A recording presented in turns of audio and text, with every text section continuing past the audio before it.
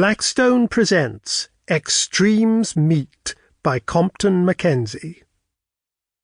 This book is read by Graham Scott. Afternoon. It was a summer afternoon in the midway of the war. The pavements of that city in southeast Europe might have been actually incandescent, the marble-fronted houses calcined by the sun, and every side-turning an open kiln.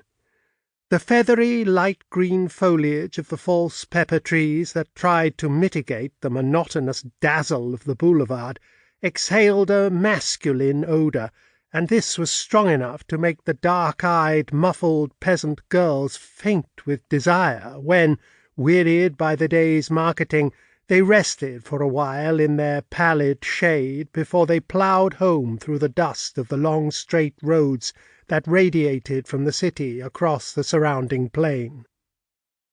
It was so hot that Roger Waterlow broke 3 of the rules by which his life was ordered in those days. He shook up the driver of a hackney coach who was frizzling in sleep inside his vehicle. The hood had collapsed. A cluster of flies was sipping at the dribble that oozed from the corner of the man's loose mouth, and from time to time rose heavy-winged when a stronger puff of nitrous breath disturbed them. One of Waterlow's rules was never to engage a hackney coach when he was carrying any kind of papers, and at that moment in his pocket there were 6 cipher telegrams he had found waiting for him at the legation.